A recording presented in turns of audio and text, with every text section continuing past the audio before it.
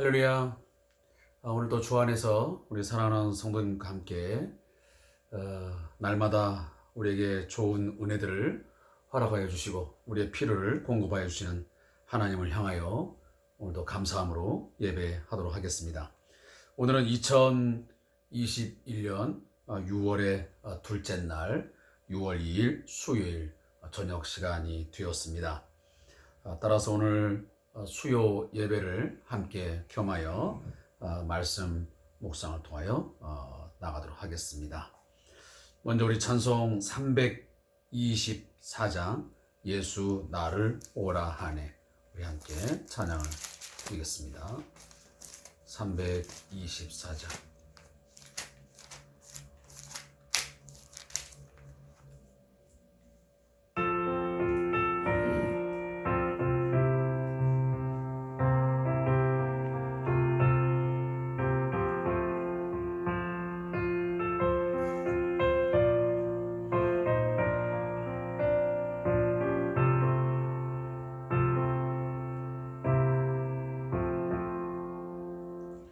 예수 너를 오라 하네, 예수 너를 오라 하네.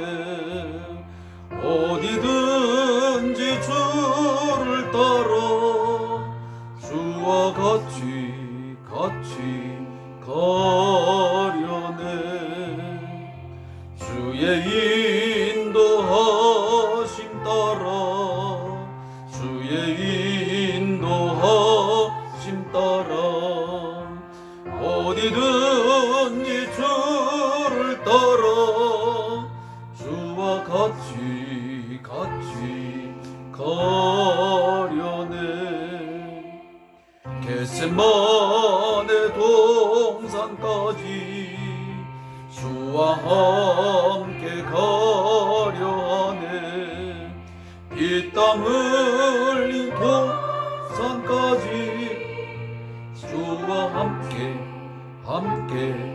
가려네. 주의 인도하심 따라 주의 인도하심 따라 주를 따라 주와 같이 가려네.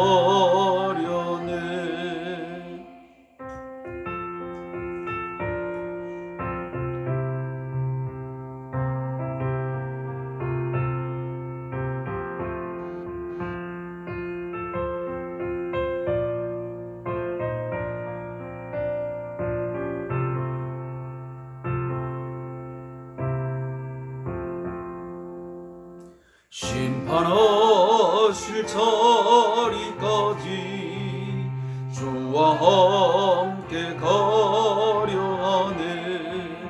심판하실 자리까지 주와 함께 가려네.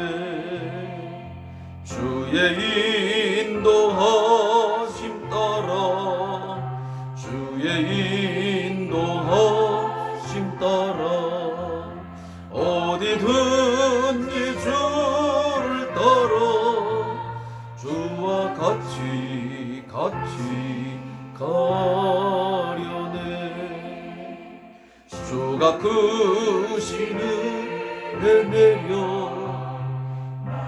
항상 돌아보고 크신 영광 보여주며 나와 함께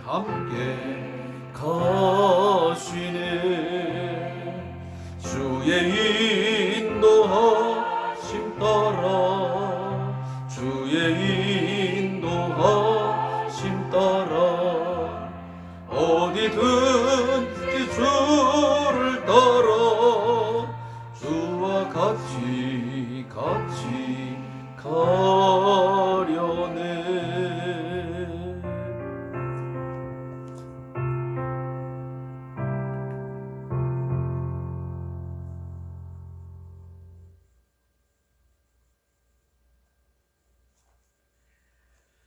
오늘 함께 묵상할 하나님 말씀은 사무엘상 20장 35절부터 함께 읽고 묵상하겠습니다.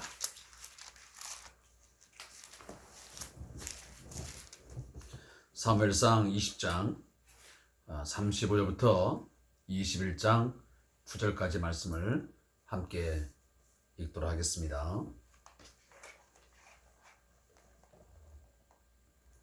구약성경 444페이지부터 445페이지까지 기록되어 있는 말씀입니다. 함께 주의 말씀을 읽겠습니다. 아침에 요나단이 작은 아이를 데리고 다윗과 정한 시간에 들로 나가서 아이에게 이르되 달려가서 내가 쏘는 화살을 찾으라 하고 아이가 달려갈 때에 요나단이 화살을 그의 위로 지나치게 쏘니라. 아이가 요나단이 쏜 화살 있는 곳에 이를 즈음에 요나단이 아이 뒤에서 외쳐 이르되 화살이 내 앞쪽에 있지 아니하냐 하고 요나단이 아이 뒤에서 또 외치되 지체 말고 빨리 다름질하라 하매 요나단의 아이가 화살을 주워 가지고 주인에게로 돌아왔으나 그 아이는 아무것도 알지 못하고 요나단과 다윗만 그 일을 알았더라. 요나단이 그의 무기를 아이에게 주며 이르되 이것을 가지고 성읍으로 가라 하니 아이가 가매 다윗이 곧 다윗 남쪽에서 일어나서 땅에 엎드려 3번 절한 후에 서로 입 맞추고 같이 울되 다윗이 더욱 심하더니 요나단이 다윗에게 이르되 평안히 가라. 우리 두 사람이 여호와의 이름으로 맹세하여 이르기를 여호와께서 영원히 나와 너 사이에 계시고 내 자손과 내 자손 사이에 계시리라 하였느니라 하니 다윗은 일어나 떠나고 요나단은 성읍으로 들어가니라.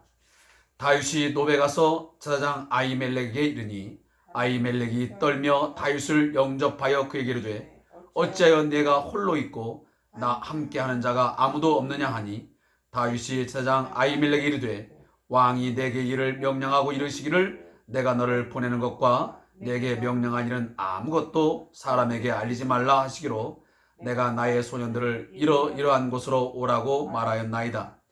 이제 당신의 수중에 무엇이 있나이까?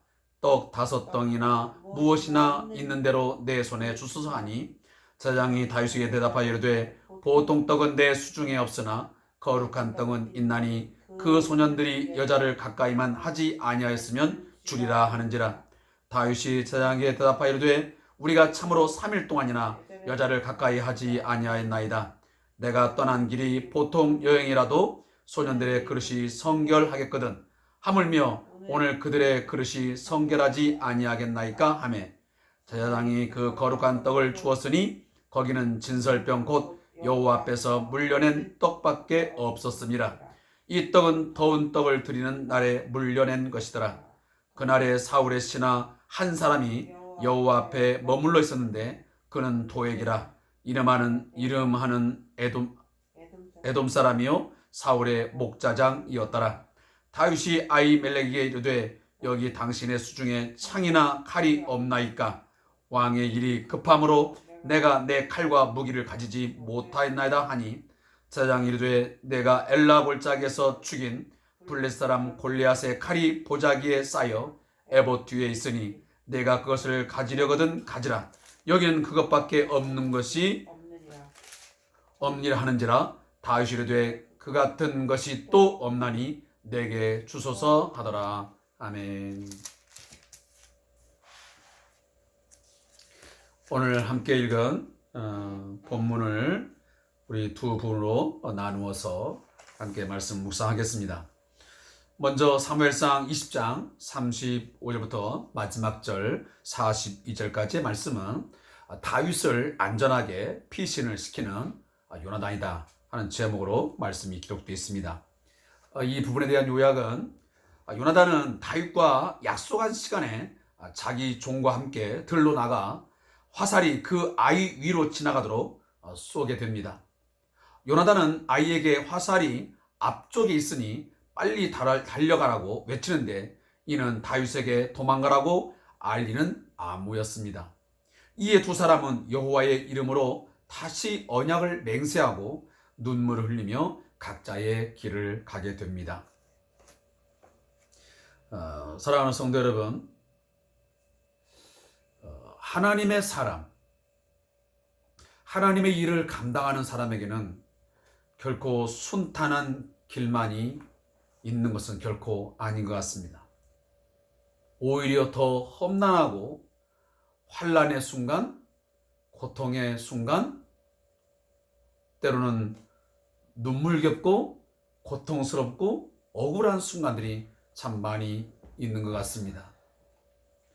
우리가 창세기에서 보면 요셉이라는 인물도 그가 장차 이스라엘을 그리고 그의 가족들을 구원할 하나님의 제목으로 하나님의 일꾼으로 선택이 되어 있었지만 그가 그 상황까지 이를 때까지는 수많은 억울한 일 그리고 고통스러운 그런 시간들이 있었습니다.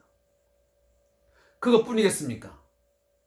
그 외에도 많이 있지만 특히 오늘 다윗이라고 하는 이 인물의 삶의 순간순간을 우리 함께 보고 있는데 어느 한순간도 편안할 날이 없었습니다. 어찌 보면 이 위대한 하나님의 사람 그 뒤편에는 끊임없는 생존과 안전, 신앙의 위협이 늘 도사리고 있었습니다.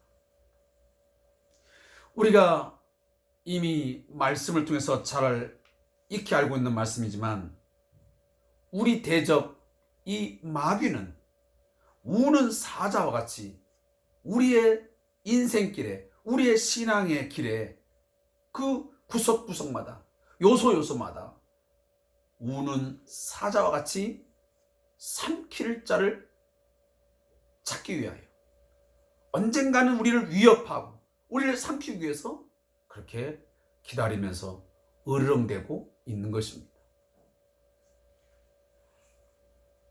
오늘 이제 사울의 살해 위협을 피하여 도망을 가고 있는 이 다윗.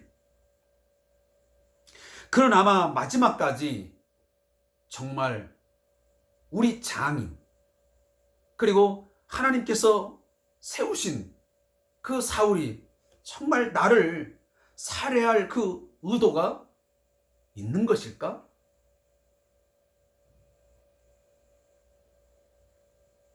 아마 그런 부분에서 굉장히 이 다윗은 많은 고민이 있었던 것 같고 설마 하는 그런 마음도 있었던 것 같습니다.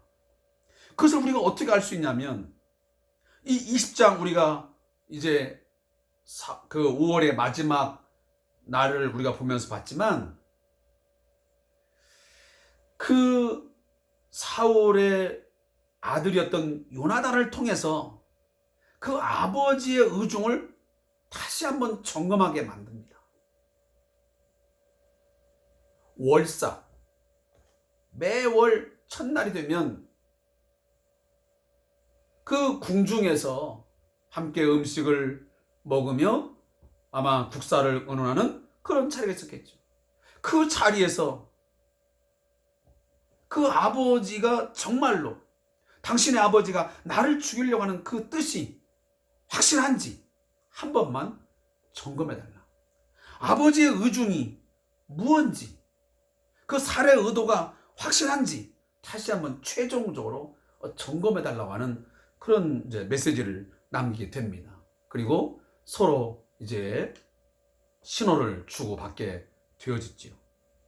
이제 그것이 실질적으로 이루어지는 그런 내용들이 오늘 35절 이하부터 기록되고 있습니다. 이미 그들이 신호를 서로 짜고 이제 요나단이 아이를 데리고 들로 나가게 됩니다. 이제 저만큼 앞에는 다윗이 숨어있는 바위가 있었던 것이죠. 자, 그곳을 향하여 활을 쏘게 됩니다. 활을 쏘았을 때에 오늘 본문에 보니까 37절, 38절에 보면 아이가 요나단이 쏜 화살 있는 곳에 이를 쯤에 요나단이 아이 뒤에서 외쳐 이르되 화살이 내 앞쪽에 있지 아니하냐 하고 요나단이 아이 뒤에서 또 외치되 지체 말고 빨리 다름질하라 하매 요나단이 아이가 화살을 주워 가지고 주인에게로 돌아왔으나 그랬습니다. 이미 신호를 짤 때에 그 화살이 내 앞쪽에 있다라고 그 말을 외치게 되면 우리 아버지의 그 의중이 너 다윗을 죽이려고 하는 것이 확실하기 때문에 빨리 여호와께서 하나님께서 너를 보내기로 너를 빠르게 도망치도록 한 것이니까 도망을 가라고 하는 그런 이제 이야기를 이미 나눴지 않습니까? 바로 그처럼 내 앞쪽에 화살이 있다고 그렇게 요나단이 그 아이에게 소리를 지르게 됩니다. 그것도 얼마나 다급했는지 지체 말고 빨리 다름질하라 그랬습니다. 이 단어를 왜 사용했을까요? 그만큼 굉장히 지금 상황이 긴박하고 시급했음을 알리는 것입니다. 그 사울의 군인들이 언제 들이닥쳐가지고 이 다윗을 찾아 죽일지 모르기 때문에 그 다윗을 급하게 도망가게 하기 위해서 이러한 단어를 사용해서 이 아이에게 말을 던지고 있는 것입니다. 물론 이 아이는 이 상황에 대해서 전혀 아는 바가 없었습니다. 오직 요나단과 다윗 둘만이 짠 신호이기 때문에 그들은 알았던 것이죠. 이제 그리고 나서 이 아이가 그 화살을 들고 성읍으로 간 후에 이 요나단과 다윗이 만나 서로 아마 부둥켜 안고 아마 굉장히 크게 슬퍼하며 울었던 것 같습니다. 오늘 성경 기자는 그 다윗의 그 슬픔이 훨씬 더 더했다라고 성경으로 말씀을 하고 있습니다. 아마 이것은 왜 그랬을까라고 묻지 않아도 충분히 우리가 이해할 수 있습니다. 왜 요나단보다 다윗이 더 슬퍼하고 크게 울었을까? 여러 가지 생각이 교차하지 않았겠습니까? 첫째는 나는 그렇게 큰 잘못을 한 것 같지 않은데 왜 사울이, 왜 왕이 나를 끝까지 죽이려고 하는 것일까? 나는 왜 그 속에서 억울하게 왜 도망자의 신세가 되어져야 하는가? 왜 나는 반역자로 낙인이 찍혀서 왕에게 쫓김을 당해야 되는 그런 존재가 되었는가 하는 신세, 이런 부분에서 생각이 되었겠죠. 특히나 또 이제 가족과 가장 또 절친이었던 이 요나단과의 이별을 통해서 정처 없이 떠돌이 생활을 해야 된다는 그런 비참한 신세에 대해서 아마 극도의 슬픈 마음이 들었던 것 같습니다. 아마 그래서 복받쳐 올라와서 더욱 슬피 울었지 않나 하는 생각이 듭니다. 자, 그때에 극도의 지금 어쩌면 불안과 그리고 슬픔이 교차하는 순간에 요나단이 다윗과 함께 서로 언약을 맺습니다. 그리고 요나단이 극도의 슬픔을 표현하고 있는 다윗에게 말씀을 합니다. 평안히 가라. 우리 두 사람 사이에는 지금부터 여호와의 이름으로 맹세하는데 너와 나 사이에, 그리고 내 자손과 네 자손 사이에 반드시 하나님께서 함께 하실 것이다. 이게 얼마나 중요한데, 지금의 상황이 위기 상황이고 때로는 비참한 상황이고 억울한 상황이고 모든 것이 다 끝날 것 같은 절망스럽고 소망이 없는 어두운 순간이지만, 그러나 이 순간에 요나단이 믿음의 눈으로 오늘 다윗을 향하여 메시지를 던집니다. 너와 나 사이에, 그리고 우리 자손 사이에 여호와께서 영원히 함께 계실 것이다. 너의 생명을 지키시고 너와 함께 하사 장차 너를 우리 아버지 사울을 대신하여 왕으로 세우실 것이라고 하는 그런 분명한 확신이 이 요나단에게 있었던 것입니다.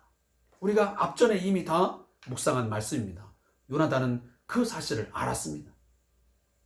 사실 요나단만 알았습니까? 사울도 그 사실을 이미 인지하고 있었습니다. 그러나 극구 사울은 끝까지 하나님을 대항한 거죠. 자신은 결국 버림받았고 그 다윗이 하나님의 그 통치권을 받아서 그 왕으로서 세움될 것을 알았지만 이 사울이 내뱉는 말이 무슨 말이었습니까? 저 다윗은 반드시 뭐요? 죽을 자다. 저 죽어 마땅한 자라고 그렇게 이미 앞전에 공언하지 않습니까? 이게 얼마나 대조적인 모습입니까? 아버지가 바라보는 그 모습과 이 아들 요나단이 이 상황 속에서 바라보고 있는 이 눈은 너무도 많은 차이를 드러내고 있습니다. 자, 오늘 이 부분에 대한 저자의 묵상을 제가 좀 읽어보겠습니다. 다윗은 이틀 동안 들에 숨어 요나단의 소식을 초조하게 기다리며 무슨 생각을 했을까? 어쩌면 더 이상 그곳에 머무를 수 없게 되면 어디로 숨어야 할지를 고민했을지도 모릅니다. 하지만 또 한편으로는 하나님께서 사울에게 강하게 역사하셔서 그가 더 이상 자신을 괴롭히지 않도록 간절히 기도했을 것입니다. 하나님, 도대체 내가 무슨 잘못을 했기에 이렇게 억울하게 도망가야 합니까?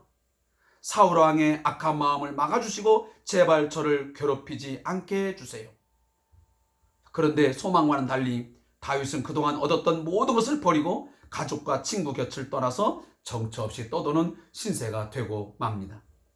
다윗은 하나님을 원망하는 마음으로 절망하며 떠났을지도 모릅니다. 하나님께서 그의 고통을 왜 모르시겠는가?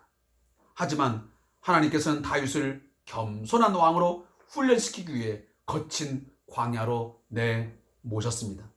때로 하나님께서는 우리를 하나님의 사람으로 훈련시키기 위해서 어려운 상황에 처하도록 하시기도 합니다. 이때 하나님이 우리를 버리신 것이 아니라 사랑으로 연단하고 계시다는 것을 기억해야 합니다. 하나님의 일을 감당할 때에는 하나님의 동역자로서의 이 귀한 사역, 또 믿음의 길을 걸어갈 때는 거기에 반드시 고난이 따르고 고통이, 환난이 따르지만 그 속에 있을 때 우리가 버림받았다, 하나님이 나를 돌아보지 아니하시는가 보다 하는 그런 불신앙적 생각 가지고 원망하고 불평하지 말고 오히려 이 고난 속에서 나를 연단함으로 더 강하게 하나님이 나를 사용하시기 위해서 훈련하시는구나 라고 생각하시며 이 연단과 또 훈련을 잘 감당하시면 위대한 하나님의 역사를 더욱더 빛나게 감당할 줄로 믿습니다. 또 사무엘상 21장 1절부터 9절 말씀은 오늘 수요일에 해당되는 말씀인데 제사장 아히멜렉을 만난 다윗의 모습입니다. 다윗은 노브로 가서 제사장 아히멜렉에게 자신이 사울로부터 특명을 받고 급히 오게 되었다고 거짓말을 하게 됩니다. 이후 아히멜렉에게서 먹을 것과 무기를 얻게 됩니다. 그때 그곳에 사울의 가축을 돌보는 에돔 사람 도액이 머물고 있어서 이 사실을 알게 됩니다. 이제 요나단과 극도의 슬픔 가운데서 헤어진 이 다윗, 첫 안착지가 어디였냐면 바로 노비라고 하는 제사장의 성읍이었습니다. 우리가 잘 알다시피 이미 사무엘상 4장 10장 10절 11절에 보면 블레셋이 이 이스라엘을 침략함으로 당시에 성막이 있던 실로가 다 크게 무너지게 됩니다. 당시에 성막이 이제 무너지게 된 것이죠. 그래서 이제 부랴부랴 바로 이 놉이라고 하는 지역에 제사장들이 머물게 되고 그리고 거기에서 하나님 앞에 제사를 지내는 그런 이제 일들을 하게 되었습니다. 따라서 이 다윗은 첫 번째로 간 곳이 바로 이 제사장들이 머물고 있는 노브로 가게 된 것이지요. 아마 이미 그 사울을 피신하여 사무엘에게 가서 도움을 입어서 한번 위험을 피했기 때문에 아마 이번에도 제사장들이 있는 이곳에 가게 되면 뭔가 안전을 담보할 수 있지 않을까 해서 아마 갔지 않았을까 하는 생각이 듭니다. 자, 그곳에 가니 바로 제사장 아히멜렉이 그를 환영하게 되었습니다. 근데 사실 환영이라고 보기는 어려운 것이 뭐냐면 아히멜렉이 떨며 다윗을 영접했다고 말합니다. 자, 그러면 왜 아히멜렉이 다윗을 맞이하면서 왜 떨면서 그랬을까요? 그것은 분명 그가 갑자기 이 다윗이 자기에게 기별도 없이 온 것을 보면서 혹여나 사울의 명이 있어서 자신을 해치려고 온 것은 아닌가 하여 매우 아마 두려웠던 것 같습니다. 그런 마음이 있자 오늘 다윗이 아히멜렉에게 말합니다. 아닙니다. 그런 것은 아닙니다. 내가 지금 온 것은 왕이 나를 보낼 때에 내게 명령한 것들을 아무에게도 알리지 말라고 해서 내가 나의 소년들을 다 이곳저곳으로 그렇게 가라 하고 나 혼자서 당신에게 왔습니다. 그리고 그러니 당신 수중에 있는 거 내게 좀 주십시오 라고 제안을 하게 되는 것이죠. 그때에 이 아히멜렉이 도망자였던 지금 피신 중에 있는 이 다윗에게 공급한 것이 두 가지가 있습니다. 그 첫 번째가 뭐냐면 오늘 4절 말씀에 있는 것처럼 거룩한 떡, 바로 진설병이었습니다. 성전에서 제사를 드릴 때에 떡을 진설병, 병은 바로 떡병자는 떡을 진설해서 하나님 앞에 드리지 않았습니까? 자, 이것은 우리가 성막에 보면 일주일에 한 번씩 이 떡은 교체하도록 되어 있습니다. 그리고 그 물려낸 떡은 오직 제사장만 양식으로 먹게 되어 있었습니다. 그런데 지금 다윗이 급하게 도망을 오면서 아마 배가 고파 이 먹을 것을 구하니까 내게는 지금 평상시에 우리가 보통 먹을 수 있는 떡은 우리가 갖고 있지 않다. 그런데 그 진설병, 하나님께 바쳐진 그리고 물려낸 떡이 있다. 이게 거룩한 떡이 있는데 그 떡을 내가 너에게 주마. 그런 한 가지 점검할 게 보이는데 너희 소년들이, 너와 네 소년들이 여자를 가까이 하지 않았어야 된다. 왜 그러냐면 레위기에 보면 남녀 관계를, 성관계를 하게 되면 그날만큼은 절대로 이 성전에서의 어떤 행위를 제사하는 행위, 또 거기서 나온 무엇을 먹는다는 것은 절대로 있어서는 안 됐습니다. 하시면 정결법에 위배되는 그런 상황이기 때문에 하지 못하도록 금한 것이었습니다.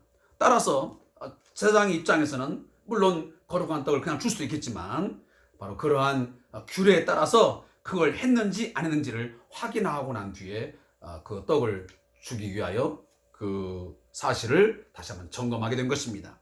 그때에 다윗이 말합니다. 우리가 지금 3일 동안이나 그 여자를 가까이 하지 않았습니다. 그러니 걱정하지 말고 그걸 좀 달라고 말을 건네게 되지요.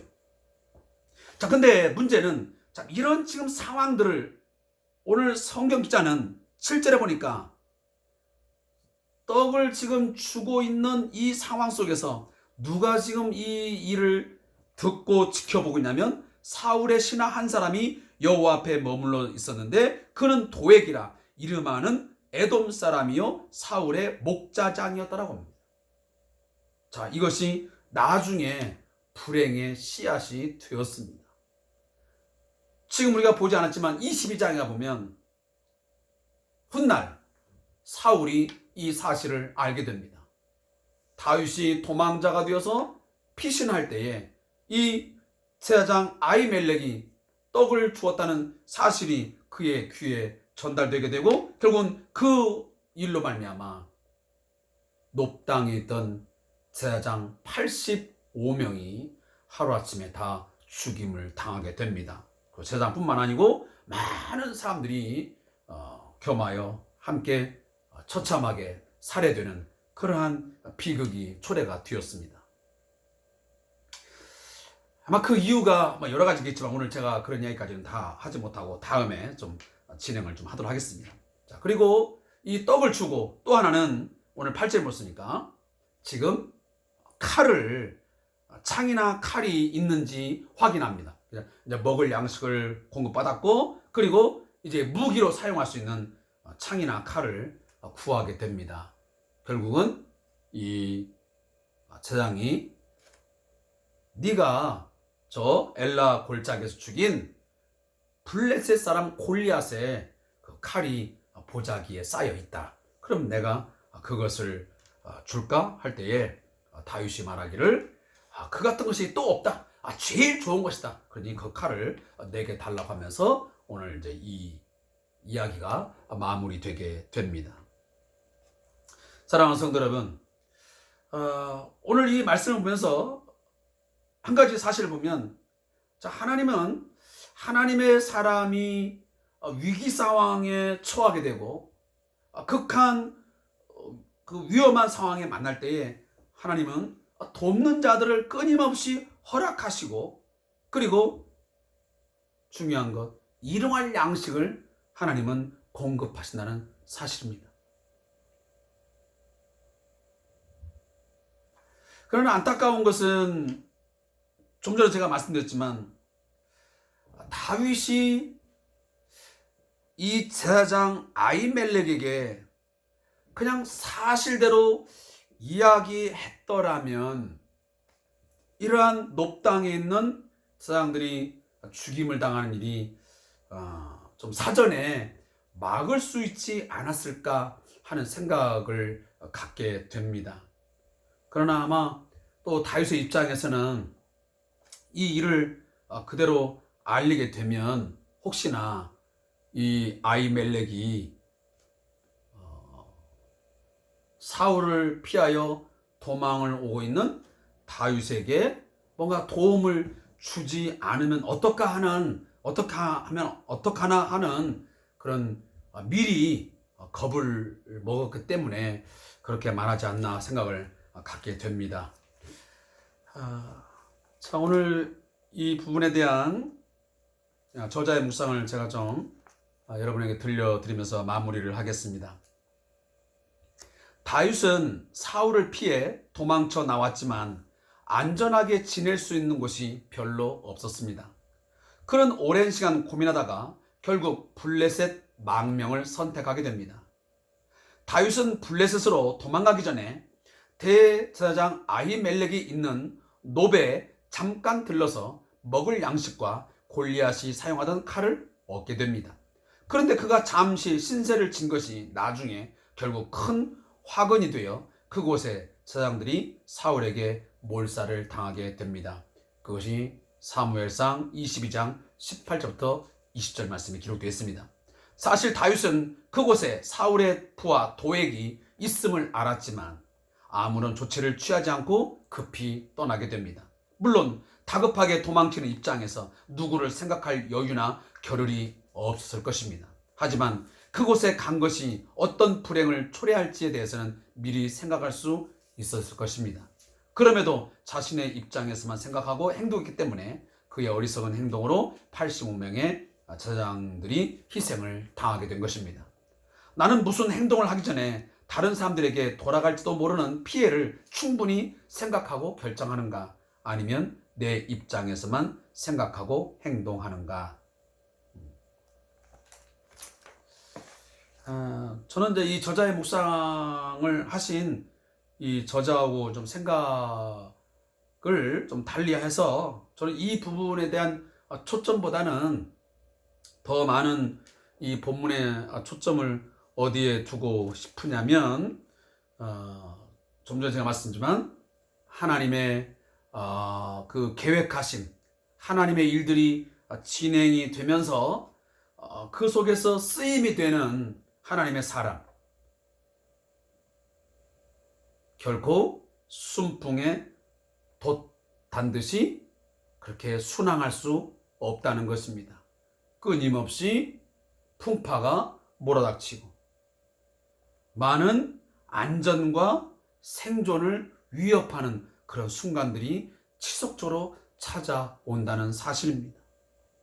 때로는 우리의 신앙을 무너뜨리게 할 수 있는 그러한 극도의 불안을 조장하는 그런 일들까지도 찾아올 수도 있습니다.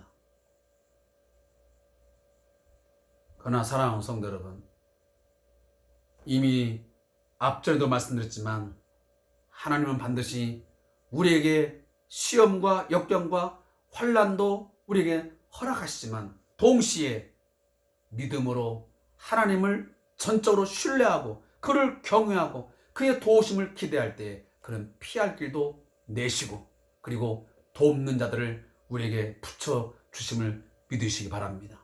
그리고 그 원수의 그 대적들의 그 행위들을 통해서도 그 행위를 사용하셨더라도 하나님은 당신의 일을 이루시고야 말고 그건 하나님께서 영광을 받으시고야 마는 것입니다. 우리의 구원은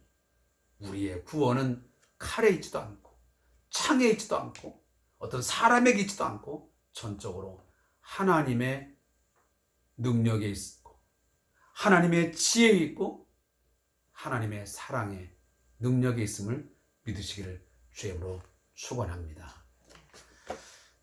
오늘 수요 저녁 예배를 함께 겸하여 드렸는데 제가 사역을 하고 있는 우리 사랑하는 우리 성대한 교회 성도님들 또 그 기타에 또 각자 섬기는 교회에서 열심히 충성스럽게 섬김의 사역을 다하고 있는 우리 집사님들 또 우리 성도님들 이 수요 저녁 예배 꼭 여러분 잊지 마시고 기억하시고 하나님을 예배할 수 있기를 바라겠습니다. 이 코로나19 팬데믹 이 상황이 언제 종식될지는 모르겠지만 그것과 너무 연관시켜가면서 우리의 신앙생활을 해서는 안 될 것입니다. 그 상황이 있든 없든 우리의 환경에 의해서 좌우되지 말고 우리는 초월하여 언제나 어떤 상황든지 우리가 예배자로 서서 하나님을 섬기는 최선을 다하여 우리가 대면 예배 나갈 때는 대면 예배하고 또 비대면 속에서는 늘 개인적으로 말씀 묵상하고 또 기도의 시간들을 가지면서 골방 기도를 통해서 하나님과의 깊은 만남의 시간들을 가질 수 있기를 다시 한번 주의 이름으로 부탁하고 축복합니다. 감사합니다.